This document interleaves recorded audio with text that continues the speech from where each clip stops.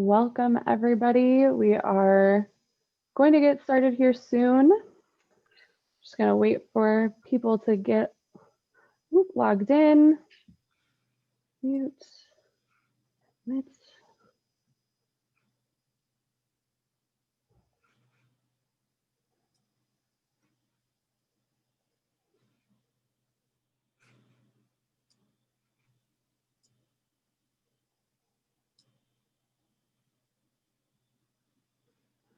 Thank you all for joining us this evening. I see some familiar faces.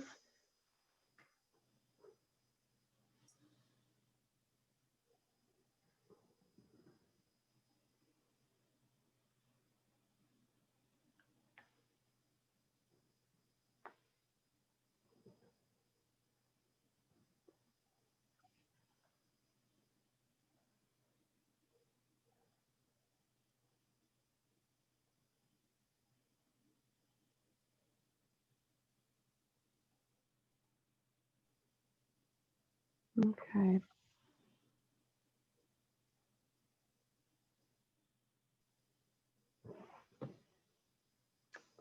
Okay. As people start or continue to trickle in, we'll make sure we let them in. So good evening, everybody, and welcome. My name is Amanda DeYoung. I work in MICC's Admissions and Marketing Department. Thank you for joining us this evening.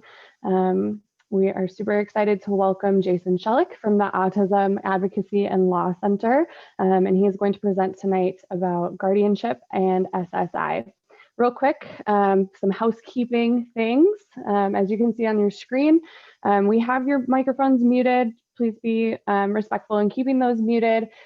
If you have questions during the presentation this evening, you can use the chat feature, and Jason and I will work together to make sure those questions get answered.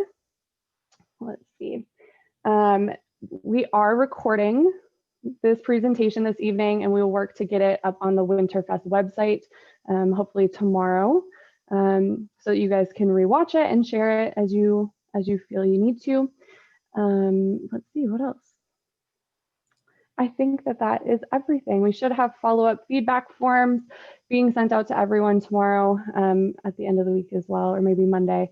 It won't come after the events like we thought they would.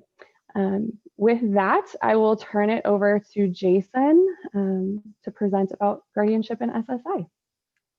All right, thanks so much, Amanda. So like Amanda said, the two topics that I will be covering this evening are going to be Social Security SSI benefits as well as guardianship. I'm going to start the evening off with guardianship. It's not often that in Minnesota we have changes to Minnesota's guardianship law in 2020. Happened to be one of those years that we did have some fairly significant changes to Minnesota guardianship law that affect new guardianships going forward.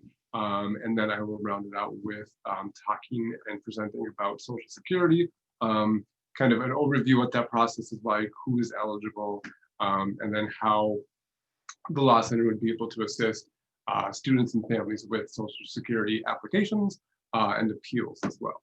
I have a PowerPoint that I am going to use. I am going to see if it'll let me share screen.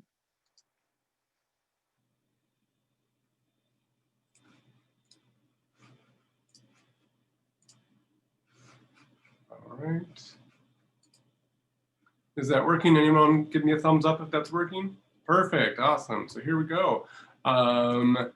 So diving right into guardianship, and by the way, it's nice to see some familiar faces here on the call, on the meeting. If you got questions, like Amanda said, please put them in the questions box. I'll try and get to those. And if you have experiences that you want to share as well that you think would be helpful to other people who are here as well, who might be going through guardianship for the first time, then that would also be, I think, helpful as well. But diving right into guardianship, I think a lot of what we do when we work with families with guardianship is kind of demystifying the process. I think that people oftentimes have some preconceived notions about what guardianship is and isn't, and what they've been told over the years. So part of our job is to help people help clients navigate that process and decide if it's a process they want to do, or if they want to do a different route for supporting their children into adulthood. As a law center, as a law firm, as lawyers, our duty is to our client to help our clients achieve their goals legally, whatever they are. So we don't really take a position on whether guardianship is the most appropriate, supported decision making is most appropriate, or some sort of middle ground like a healthcare directive and power of attorney. Our job, if we're working with you, is to represent your interests and help you figure out the best way to achieve your legal goals. So that's what we do.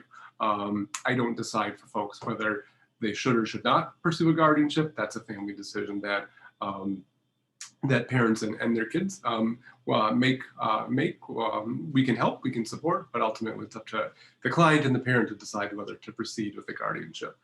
The reason that we may want to proceed with the guardianship is that at age 18, Minnesota law, federal law, most states' laws consider someone an emancipated adult, meaning that those parental rights that people have, that parents had from birth to age 18, kind of just evaporate. You know, I work with a lot with divorce clients, and we have these custody orders that at age 18, they just sort of expire. Okay, so those parental rights that you have as a parent to make medical decisions, IEP decisions, school decisions, dental decisions, you know, pick up stuff from the pharmacy for your kid, a lot of that stuff at age 18 is no longer there for you, absent some sort of other kind of authority.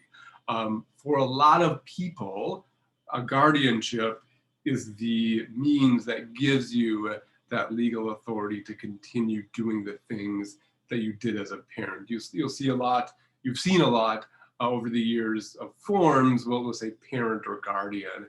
There's a reason for that. The reason is your rights as a parent with regard to your child are very, very similar, if not equal to your rights as the guardian with regard to your adult child who's under guardianship.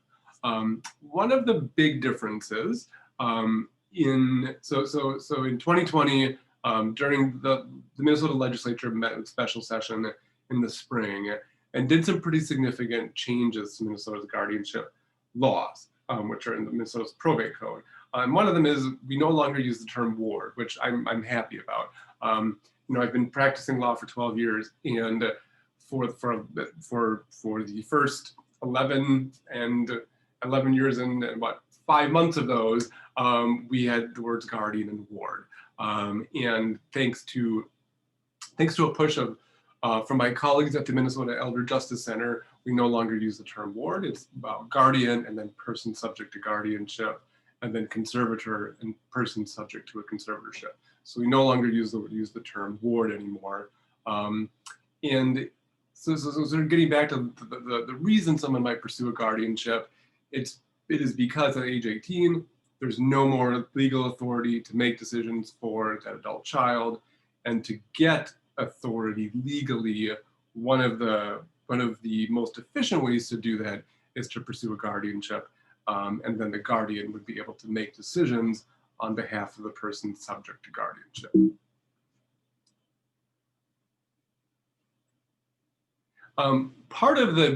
One of the major revisions to Minnesota's guardianship statute in 2020 is that we now have to consider or attempt alternatives to guardianship that are less restrictive. And this is statutory, so the legislature modified the statute to tell us as attorneys helping clients, you have to do these things in order to be able to continue with your petition to request a guardianship, request that the court appoint someone as guardian for the adult child. And the alternatives that we have to consider or try are a power of attorney, healthcare directive, and then supported decision making. I think part of the, and again, there's no, I shouldn't say again, I'll say it for the first time, no law is perfect. I think that a lot of my colleagues who practice in this area had really good intentions and really are wanting to move the law towards a more person-centered body of law and I applaud them, and I think that a lot of that was done, particularly with the expansion of the Guardianship Bill of Rights, which I've already used in my practice in my litigation. But I think it's a little bit problematic now to try a healthcare directive or power of attorney, because we can't do those until an individual's 18, and for a lot of our clients, they're looking to have the guardianship established at about age 18 or right before or right after, which means we have to start a couple months ahead of time. So far, we've been able to proceed as we have been doing with guardianships. And then in our petition for guardianship, tell the judge we have considered and discussed alternatives such as power of attorney, healthcare directive, and supported decision-making, and we don't think they're sufficient to protect my child's interest. So far, that has worked, and I don't anticipate that we're going to get a lot of pushback from judges on trying to do these things, particularly when we don't have the opportunity to do them prior to age 18. So I think it's also important to understand that nobody is required to have a guardian in Minnesota. I think that a lot of parents are told by well-meaning professionals and well-meaning other friends and family that if you have a child with a intellectual or a developmental disability at age 18, you have to get guardianship, and that's not true. There's no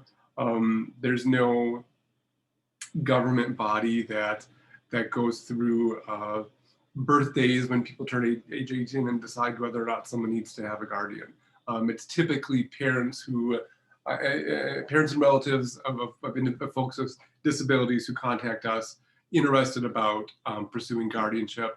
Either they heard about us through one of their friends, a family member, through our website, whatever, and it's something that somebody in the community has to initiate. Sometimes, pretty rarely, but sometimes a county may initiate a petition for guardianship if there aren't any family members around who are willing to be guardian. That is not in a completely uncommon scenario. But for purposes of this presentation and talking to folks whose kiddos go to MICC and some students from MICC who are here, that would not be the case. So if there's a guardianship here for a person at MICC, my anticipation is that would be initiated by a parent. And to understand why and what we have to prove to get a guardianship or to establish a guardianship, have that petition granted, we need to prove to the court and through our petition that the person subject to guardianship is incapacitated, meaning that they don't have sufficient understanding or capacity to make responsible personal decisions. And the statute does go through and lists these fairly important categories of activities of daily living: medical care, nutrition, clothing, shelter, safety. If I'm helping parents or a parent or a relative or a friend go through thinking through whether to pursue a guardianship, I'll ask them questions such as, if your son or daughter was sick and needed to, see a doctor or seek medical attention, would they be able to do that? Or would they depend on you to do that? Or would they not be able to sort of advocate for themselves at all? Does mom or dad need to pick up on the fact that something is off and make that doctor's appointment, go with the individual to the doctor, and then make the decision about what kind of medical treatment to receive. Nutrition, I typically tell folks putting a waffle in the toaster is not nutrition. People are going to have just varying degrees of skill when it comes to food preparation. I'd say mine are pretty low, but I think all kidding aside, the questions that I will go through have more to do with safety in the kitchen. Is your son or daughter at this point able to use a stove, a microwave, an oven? Are there safety issues there? And if there are, if left alone for a weekend, would this individual be able to sort of fend for themselves go to the grocery store with money, get, buy appropriate food and maintain nutrition through a weekend. If not, then guardianship might be a good idea to pursue. Clothing, does your son or daughter pick out weather appropriate clothing, kind of those self-preservation instincts, or do they need assistance with making those kinds of decisions? Shelter, I think, is a really important one. If absent any support from a guardian, from a healthcare agent, a power of attorney, would your son or daughter be able to figure out their own shelter arrangements on their own? If the answer is they may need a little bit of help in transportation and looking at different apartments, that type of thing, houses, whatever, condos, that's one situation where I may not advise that a guardianship would be appropriate. But if the answer is, mom and dad would pretty much have to do the legwork, do the research, and then essentially make the decision for the individual, then a guardianship might be a better alternative. I think it's also helpful to understand that at its core, what guardianship legally is substitute decision making. We're saying, hey, judge, there's an individual who lives in your county who, because of a disability, has a hard time or is unable to make good decisions regarding these areas. And therefore, we need a guardian in place to protect their interests, to make sure that they're safe and successful in the community. That's really what a guardianship is. I think one of the myths about guardianship is that if you are the guardian of a different person, that person has to live with you. That is not at all true. I have guardians who live in, I have guardians who live in Arkansas. I have guardians who live in China. I have guardians who live in the Philippines. I have a guardian who lives on a US naval base in Japan. So again, guardianship is really alternative decision making. So as long as, MICC staff, the doctor, the dentist, public school can get in touch with the guardian if a decision needs to be made, it really doesn't matter where the guardian is physically located. In Minnesota, there are now 9 different powers that guardians can potentially have. It used to be 7, and then with the amendments in 2020, we bumped it up to 9 with the amendment to the statute. And I'll go through them kind of just briefly to help folks get a better understanding of what a guardian can do in Minnesota. I think at the outset, it's important to point out a guardian can only make decisions regarding what's in your guardianship order. And your guardianship order is going to be limited to these 9 different areas of decision making. If it's not in the order, if it's not something that's a statutory category of decisions, guardians don't have the authority to do that. Which I think is also kind of a myth, that if you're the guardian of somebody, your child, for example, you can decide who their friends are. You can decide with whom they spend time. That's not really the case. Guardianship does not give you the ability to make friends or decide who your son or daughter can or can't be friends with. Similarly, a question that I get a lot is, my son or daughter's under guardianship. This would be for someone who's a former client, already a client. My son or daughter was pulled over and got a speeding ticket, and I was not called.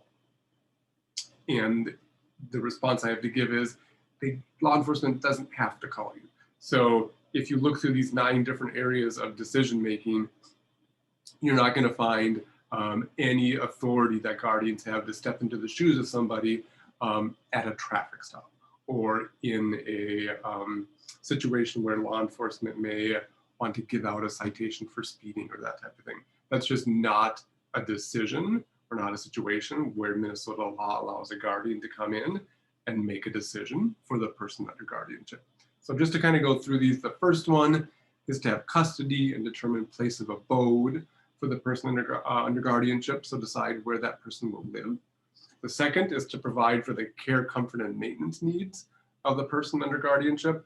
This is really school, IEP services, special education, day treatment programs, higher education, anything that anything that really kind of falls under that maintenance category of daily living activities that the person under guardianship is doing and what type of programming is most appropriate. That's something that would fall under that second guardianship power. The third power is one that we typically don't ask for. We call that the personal property power. And if you wanted this, I think the court would probably give it to you. And it's the power to take reasonable care of the individual's personal property. I don't like guardians having this one if we can avoid it. For the main reason that if the court gives this power to you, and you ever want to sell or give away any stuff, any personal property belonging to the person under guardianship, you got to give written notice to interested parties who are parents, siblings, a county case manager, and let them object or give them the opportunity to object to selling or giving something away. So something as simple as updating from an iPhone 8 to an iPhone 11 or 12, wherever we're at with iPhones right now. If you wanted to do that, in theory, if we're following the law, if you've got that third personal property power, you'd have to give notice in writing to people. I think that's kind of goofy. My philosophy is, I understand that with the parents that we work with, they've got a lot going on, a lot on their plates. They're busy people, and I would prefer not to create more work for them if I can avoid that. So by not asking for that third personal property power, we're making it a smoother guardianship to administer, and we do away with having to give these kind of excessive notices of personal property disposition. If we ask for anything less than the nine guardianship powers, that would be considered a limited guardianship. So just the way that we practice law and the way that we work with clients, the vast majority of our guardianships that we help with end up being limited guardianships. And for the main reason is we almost never ask for that third personal property power. I did have a referee when I first started practicing law with the law center in Hennepin County, who was kind of a stickler about this. You know, even though he didn't ask for it, he would sometimes question the parent and ask them if their son or daughter was able to manage their own stuff. And if they said no, he would give them a power they hadn't even asked for. So, whether that, whether we could have appealed that, I don't know. For the most part, we just kind of let those go. That person, thankfully, is no longer on the bench in Hennepin County, and we haven't had any further issues. So it's a pretty painless process by the time we have our hearing. The fourth power is one of the main reasons I think that people seek out a guardianship, and that's the medical power. So the fourth power gives a guardian the ability to give or withhold consent for medical care treatment. And this, again, one of the main reasons that parents would come to us, make contact with us, and seek to do a guardianship is so that they can continue making medical decisions on behalf of their soon-to-be adult child. If you don't have this power, sometimes we can do releases. A healthcare directive may work. Keep in mind, a healthcare directive can be revoked at any point. So if there is any friction in the relationship between the parent and adult child, and the child, the student, decides, I don't want this healthcare directive anymore, they can rip it up and it's gone. Guardianship has a bit more teeth to it. Guardianship is a court order. If we're successful in our guardianship petition, the end product is going to be a court order that everybody has to honor. The way that we would get rid of that would be a petition to terminate a guardianship. Nobody can terminate a guardianship other than a judge in the state of Minnesota. The fifth guardianship power is to make or withhold approval of contracts. I think this is also one of the more important powers that parents are interested in, for the primary reason that they can help us get out of some potentially vulnerable situations. So as guardian, you would have the authority to make or withhold approval of contracts. Contracts are decisions to buy a car, decisions to get a credit card, decisions to enter into a data plan with Sprint or Verizon or AT&T for a cell phone. If the person under guardianship enters into a contract like this and the guardian feels like it's not a good idea, that maybe they were taken advantage of or didn't understand what they were signing up for, the guardian can go back and actually void that contract, which really can be a nice thing to have in your toolkit of tools to help protect the person under guardianship if someone tries to take advantage of them or they make a bad decision. Primarily with financial issues, because that's what a contract essentially would be, agreeing to pay a certain sum of money in return for a good or service.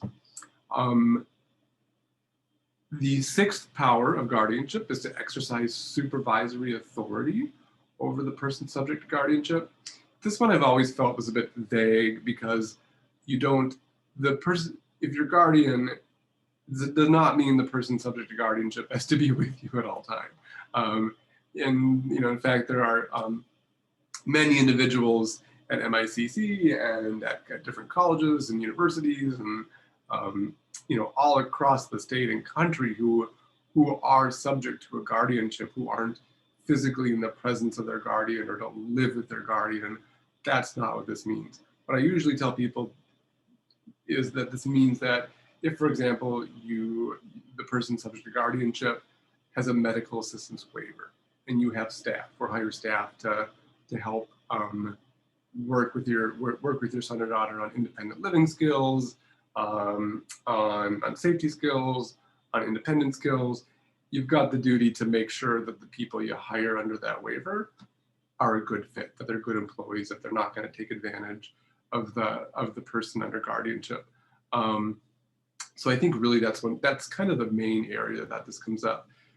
Interestingly, if we're in a situation where your son or daughter may be hesitant to agree to a guardianship, this is one of the powers that I would typically advise parents to not request or to drop if it's going to be a contentious issue between the parent and the child.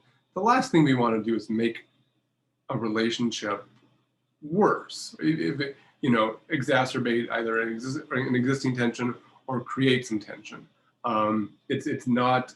I fully realize that for a lot of the families we work with, a lot of kids are looking forward to age 18, and sometimes the last thing that they want to think about or deal with at age 18, when they see their peers and their friends looking forward to their independence, is having to go to court to do a guardianship, to give up some particular rights and let their parents continue to do those. So if these guardianships are going to work best when the parents and the child agree, this is a good relationship, we like this relationship, it's worked well for 17 and a half years, let's continue to do this until the person subject to guardianship no longer needs a guardian.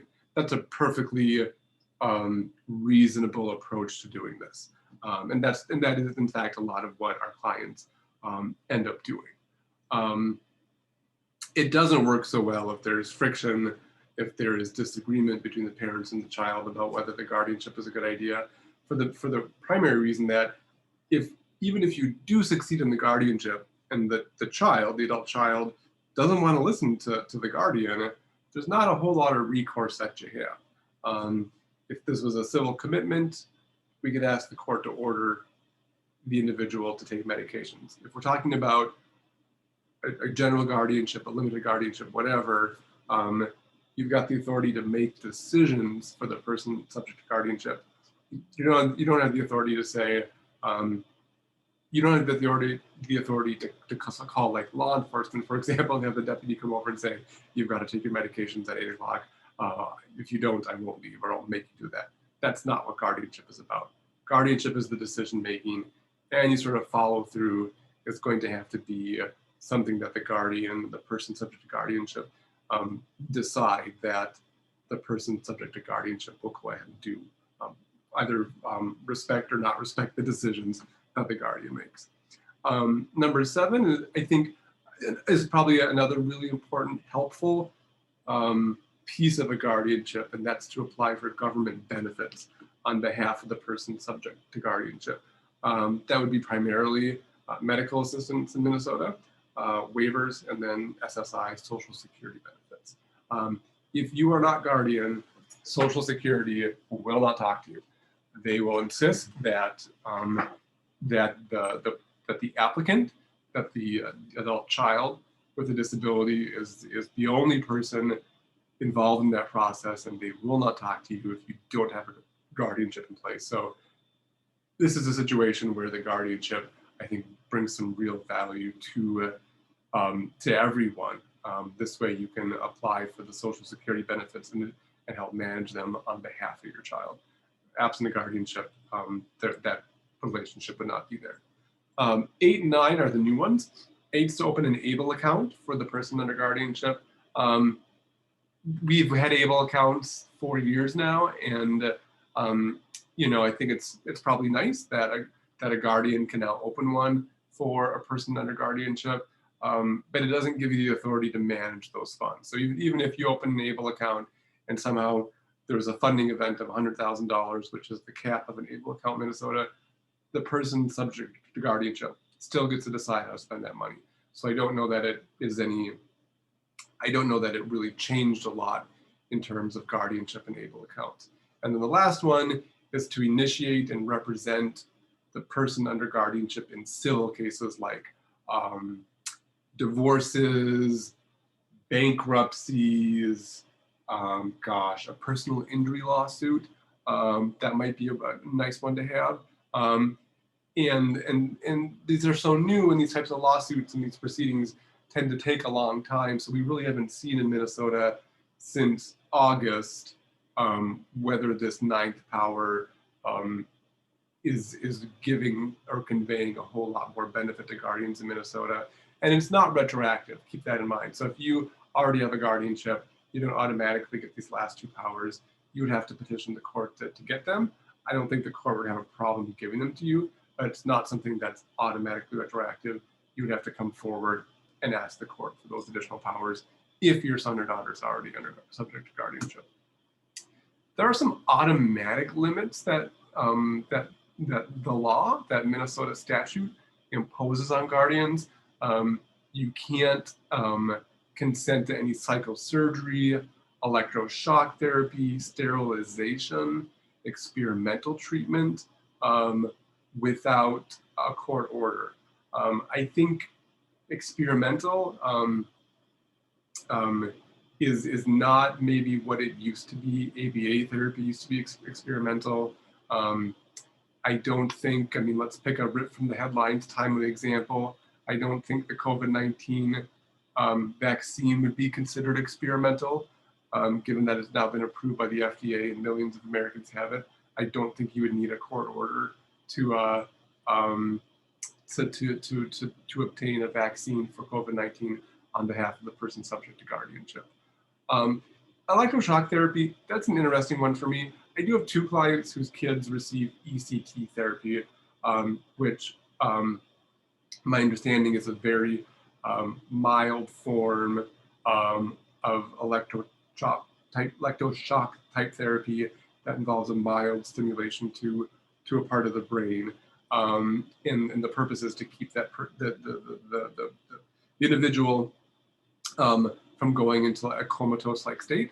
And the court has no problem giving the guardian the authority to do that as long as we meet our burden of explaining why it's necessary, getting a doctor's statement, getting a social worker statement, and getting a psychologist statement that all support doing the ECT therapy.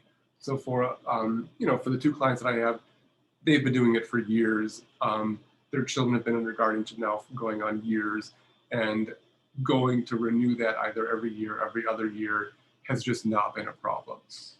Sterilization, I think, is worth mentioning because it does bear on the the Guardianship Bill of Rights and the fact that people subject to guardianship in Minnesota retain the right to marry and procreate.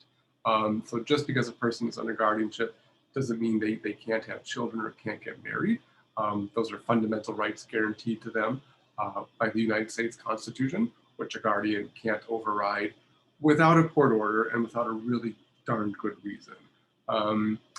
So if we're looking at something in the realm of reproductive health, sterilization, a tubal ligation, hysterectomy, a vasectomy, that type of thing, my advice is usually those are procedures we should address and take care of and have prior to a guardianship, because after a guardianship, you'd have to prove to a court why it's absolutely necessary to do that and why there aren't less restrictive alternatives. And it comes up occasionally, so I think it's just best to address it right away rather than wait until the guardianship is already in place. The right to vote. The right to vote is also a fundamental right guaranteed to all of us by the US Constitution. And if somebody wants to take away that right, they better have a darn good reason.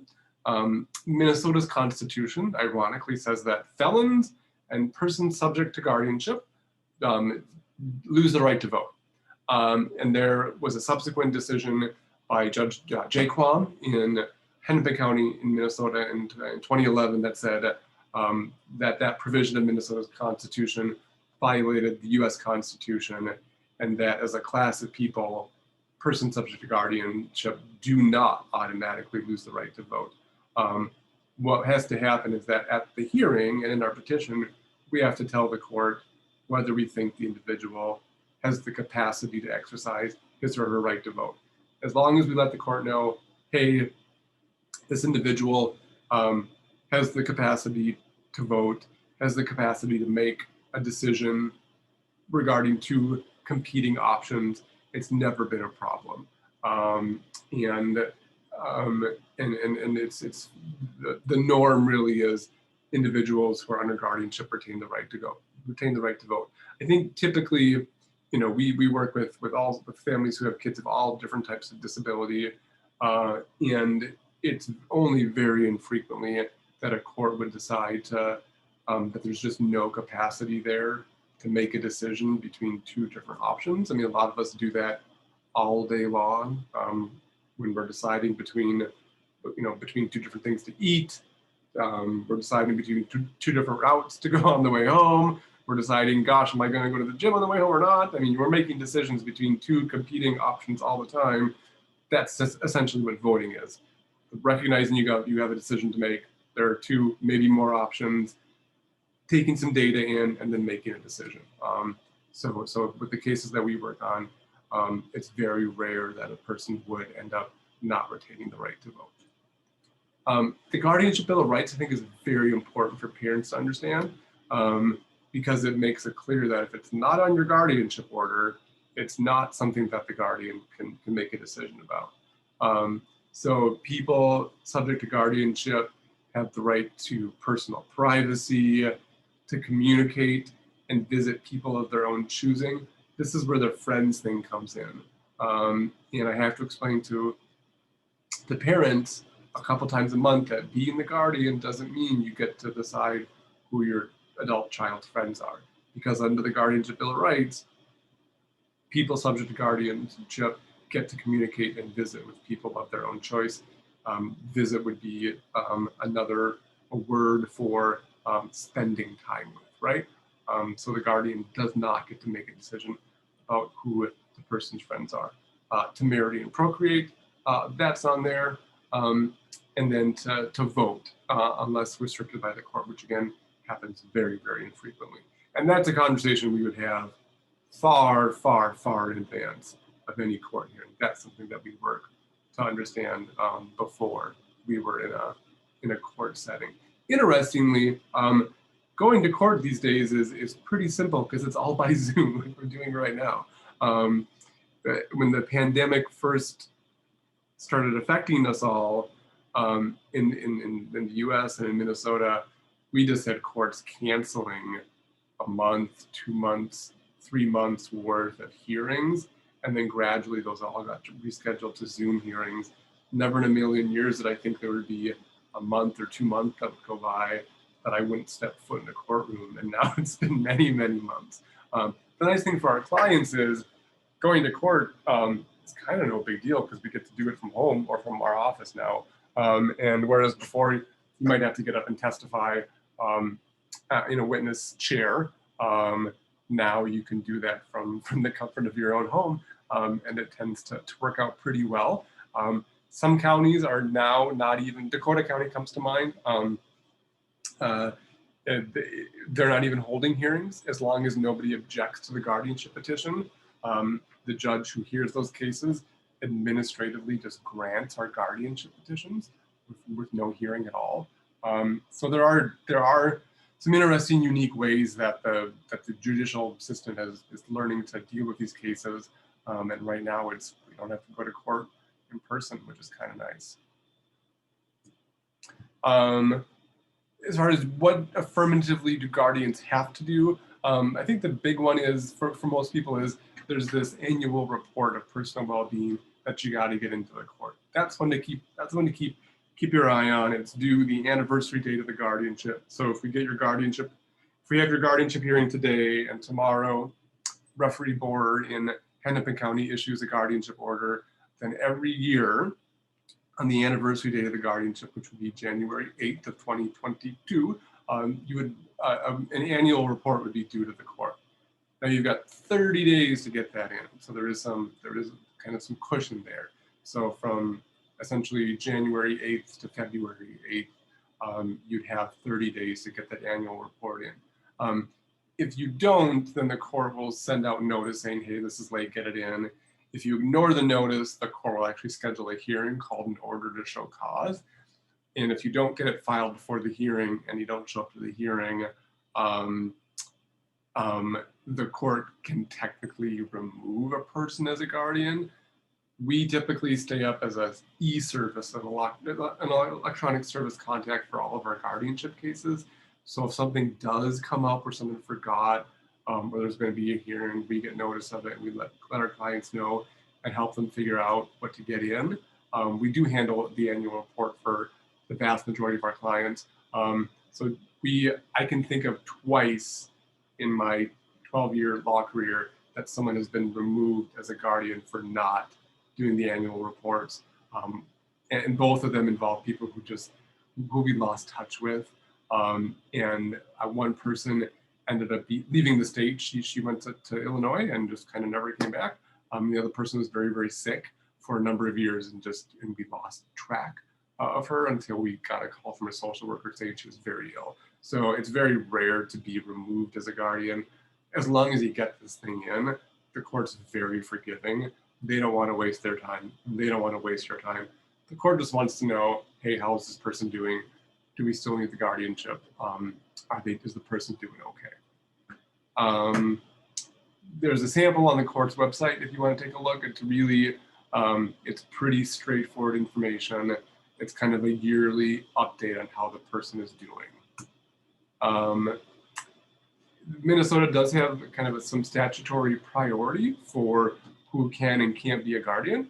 And this slide kind of nicely sets out who is eligible to be a guardian. For most of our clients, we start from the top and go 1, 2, 3, 4, 5, who are their parents. So for most of the folks we're working with, there's no current guardian, there's no healthcare directive, there's no spouse, there's no adult children, but there are parents, and it's the parents who are contacting us, wanting to pursue a guardianship or at least consider one. So you do have statutory priority to be guardian over someone else. And if you look, the very last one is any other adult. So technically every adult in the world somehow falls within this scheme. Nevertheless, parents, it's typically parents who we see wanting to be guardian or co-guardians.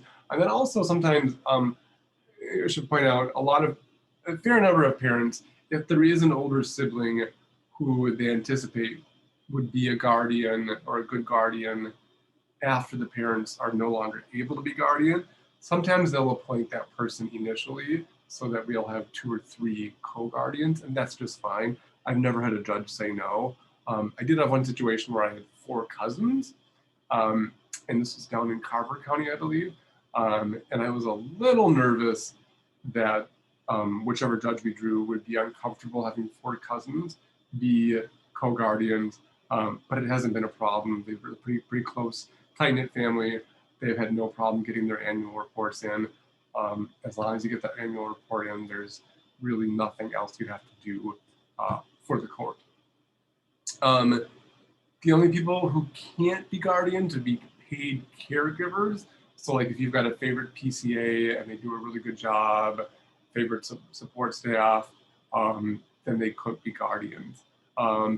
MICC would be a paid supervisor or caregiver, so MICC could not be your child's guardian. Other than that, people married by blood, marriage, or adoption, that's just fine.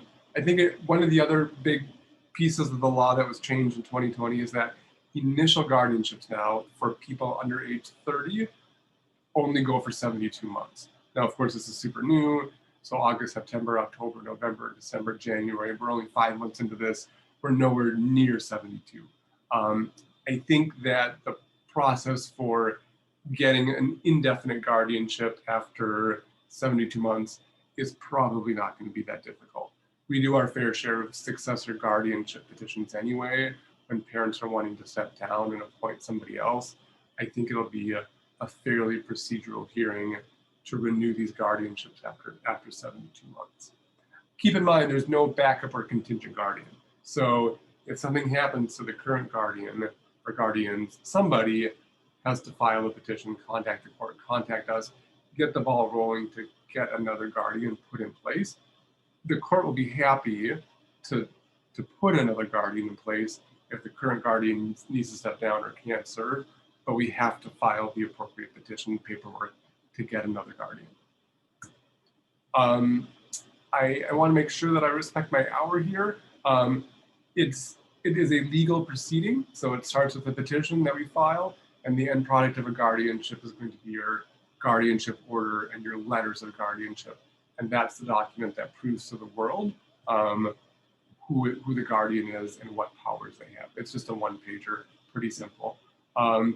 Paying for all of this, one of the nice things about guardianship in Minnesota and fees is that as long as the respondent, so the respondent would be the child, the person who may be under guardianship when all is said and done, as long as that person has pretty nominal assets and income, the court will grant us what's called informa pauperis, IFP status. And that means that the court, by court order, will waive your filing fees, will waive all your copy fees, will pay for your child's attorney's fees. There will be an attorney appointed to represent the child, the adult child. And in most cases, will pay your attorney's fees as well. Hennepin County, so MICC is in Richfield, Hennepin County. So as long as the guardianship isn't contested and the individual adult child has pretty nominal assets and income, we're able to get this IFP status. And then the court orders the county actually to pay our fees and then the students' fees as well. So for 95% of cases, we're able to do this at no cost for parents. It actually ends up being kind of a nice thing because otherwise going to court can get kind of expensive. The only two counties who will not pay our fees, the parents' attorney's fees, are Ramsey County, and then for whatever reason, Olmsted County. I got an order from the chief judge down there a couple of years ago saying we will not pay petitioners' parents' attorney's fees. But then 2 months ago, I got a trial judge decision saying that she would. So I filed my petition. We haven't got a check yet, but well, I guess we'll see, right? I mean, they can change their mind on these things. Are there any guardianship questions before I get into a little bit of kind of a high overview of Social Security? Great, I am going to talk about Social Security.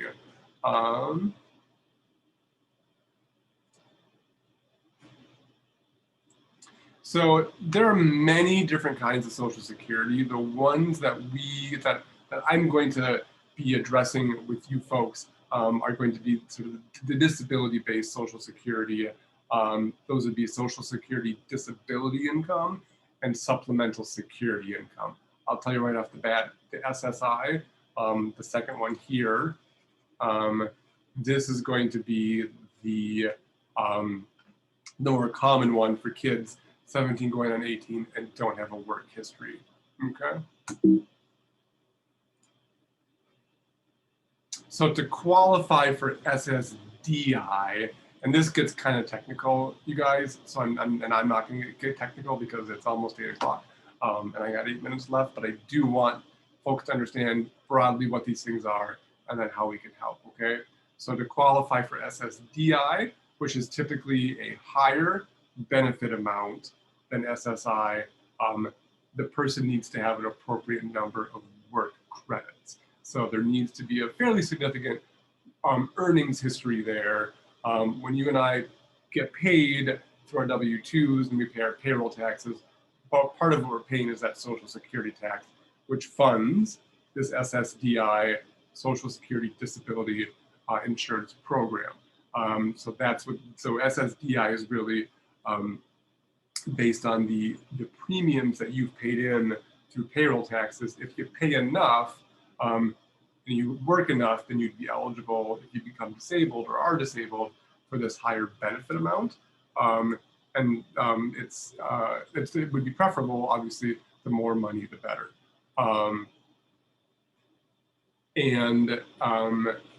But for a lot of folks or kids, young adults who don't have a significant work history, SSI would be the only option, which is fine.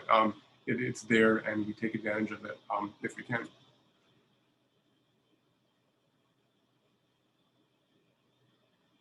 There's a question here I want to get to. My dad's my lawyer, so in a sense, does he have guardianship over me even though I'm 26?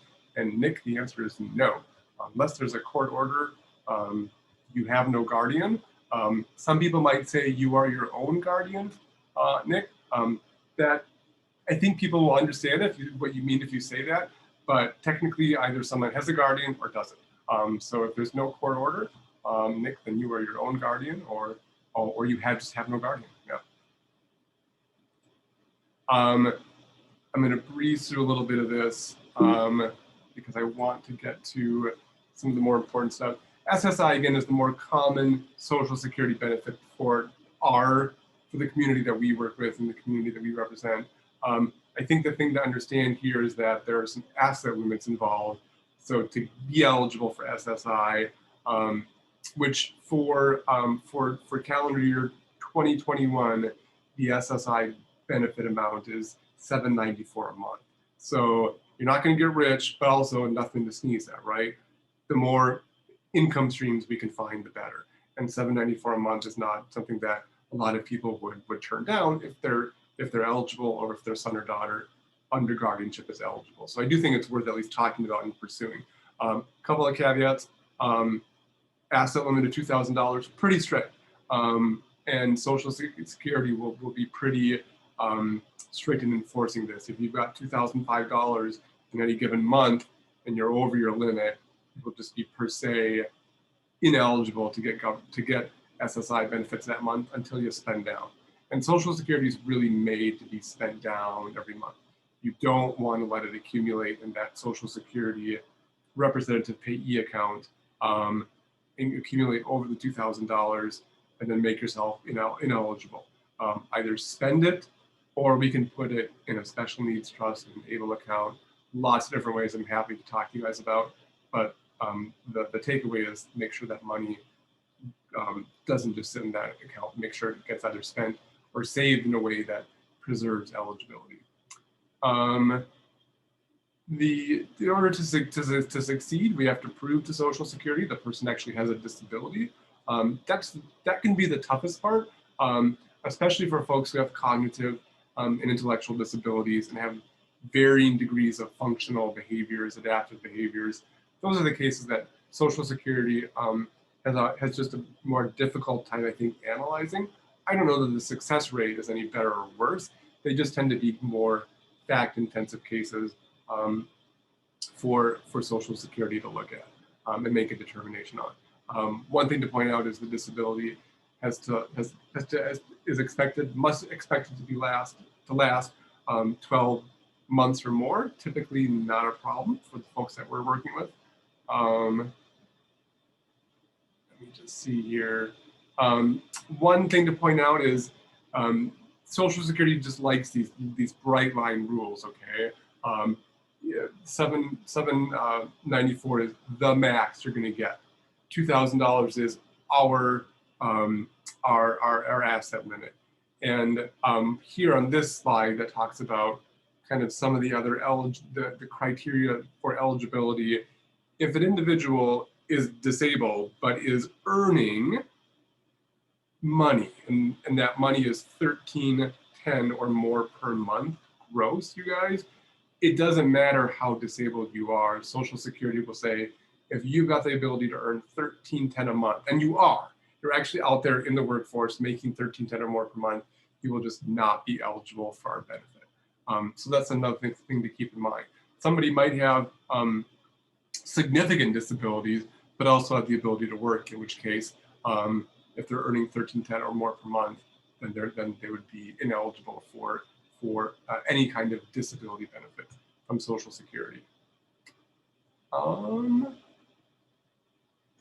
I kind of want you guys to make sure I get the last couple of questions. If you want, I'm happy to share the PowerPoint with you. I think the last thing I want to get to is the application process. Mainly, we can do it online. It can be a bit of a daunting process for families who, again, I know have a lot on their plate, and sometimes are looking for assistance in getting some of these things off their plate. So this is kind of the application process. It can take a while. That's some of the aggravating things for some of these kind of gray area cases where the disability and its impact on the ability to work may not be immediately apparent to an outsider. Those are the cases that may take a little bit longer to work their way through the system, but they do. And there's all sorts of appeals and requests for reconsideration that we can do.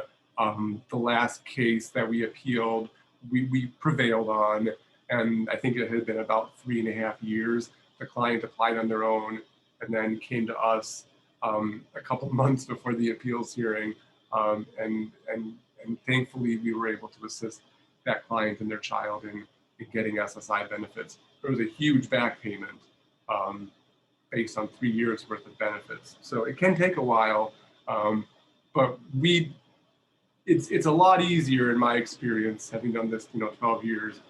The community that we work with, at age 17, 18, 19, you've got this very rich, detailed history of disability from school, from pediatricians, from neuropsychologists, lots of evaluations that go on the first 18 years of life. If we've got that stuff in our hands as part of our Social Security application, we present a good case. And those cases tend to go through the system a lot more easily and smoothly than someone like myself who's 38 and all of a sudden I have a disabling event and I want to prove that I'm no longer able to work. They're going to say, well, hey, Jason, you've worked since you were 16. Can't you do anything now? Maybe you can be a paralegal. Maybe you can do work at a bank. They're going to want me to try to do different things because I've been working for lots of years, 20, 22 years, right? So it's harder for me to prevail on a claim because I've shown that I can work, and now I have to show that I can't work. Whereas with a lot of the folks we're working with, there isn't any work history there. The disability is clear because we have it documented for 18 years. Those cases tend to go through pretty quickly, and without a whole lot of appeals. We do help a lot of families, you guys, with these Social Security, both SSI and SSDI applications. The nice thing about this is that we are not allowed to charge you money to do that. So Social Security attorney's fees are governed by federal statute. And the statute says attorneys that help or represent clients, either the guardians or the applicant with the Social Security application, we are not allowed to charge you any money. the way that we are compensated is that if and when the application for benefits is approved, there will be an amount of back benefits. So whether it's 3 months between application and approval or 3 years from application to approval, there just will be back benefits based on the number of months in between, right? And so the law firm or the attorney that helps you is paid 25% of the back benefits up to a cap of $6,000. So let's just use nice numbers here. The benefit amount 2021 is $794 a month. Let's say it takes a nice easy 4 months on average for an application to get approved from the month we submitted. There would be, let me find my calculator, 794 times 12, sorry, 794 times 4, there'd be $3,176 of back payment. A quarter of that would be 794 would go to us. I'd go over to the law firm that helps you, and then the remaining back benefit goes to the person who's awarded the benefits. So the nice advantage here is we can't charge you any attorney's fees, and the attorney's fees that are owed are paid directly by Social Security out of the back benefit, and not out of any benefit going forward. I did pretty well on time. I want to see if there are any questions I saw pop up. Yeah, there were some questions in the chat, and I also, for anybody on the call, if you need to hop off at this point, feel free. We will continue recording, and again, we'll post it on the Winterfest web page and our YouTube channel, so you can jump to the end to see what you missed. Jason, also, if you are okay, we can post a PDF version of your PowerPoint on our Winterfest page, so that everybody can have access to this awesome information. So. Otherwise, there are really good questions in the chat. So I'm looking at, thank you, Denise. I'm looking at Nick's question again. Nick, you're asking a great question. Nick says, wait, so someone can really not have a guardian? Absolutely. Plenty of folks out there with all kinds of disabilities, autism, fetal alcohol spectrum disorder, an intellectual disability, a learning disability, who don't have guardians. How would someone know if they're their own guardian or if they just don't have a guardian? Nick, that would be the same thing. So being your own guardian and not having a guardian for you is the same thing. They both mean you have the right to make all those decisions for yourself and nobody else does. I suppose if you had a guardian, you would know it because there would have been a court hearing that you went to. And you would have gotten served by mail with a court order saying that you now have a guardian. So if none of that's happened, I guess my guess would be that you don't have a guardian. And then Jay is asking, is the definition of disability in Social Security applied to all laws passed by Congress? No, not at all. So the best example I can give you guys is Medicaid. So Medicaid is a federal program of health insurance for people who are poor and then people who have disabilities. And it's administered on the state level. So Medicaid is the federal program, and so the federal Medicaid program gives states funding to administer Medicaid in their own states. In Minnesota, we actually call that medical assistance. The definition, the way that we define disability in Minnesota for medical assistance is far more generous than the definition used by Social Security. So the result of that is we have kind of this interesting situation where there are plenty of people in Minnesota who qualify for medical assistance based on their disability, but not Social Security. If you qualify for Social Security, any sort of disability program, SSI, SSDI, you automatically qualify for medical assistance in Minnesota, but not vice versa. So to answer your question, no, that's not the same level. It's not. Social Security's definition of disability is really focused on work, and can the individual engage in this substantial gainful activity, which would be different than other bodies, other government entities' definition of what exactly is a disability. Another one would be special education. Under the Individuals with Disabilities Education Act, that's a far more expansive definition of disability that isn't focused on the ability to work. That's the focus of IDEA, special education, and whether students are entitled to particular kinds of special ed accommodations. Very different than focusing on an individual's ability to work. We don't look at a 5-year-old's ability to work. We look at what are their special education needs.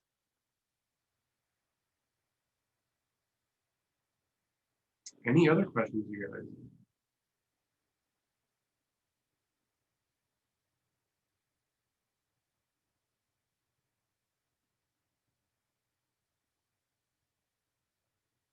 All right, Jay, Lauren, you're very welcome. Thanks for joining us.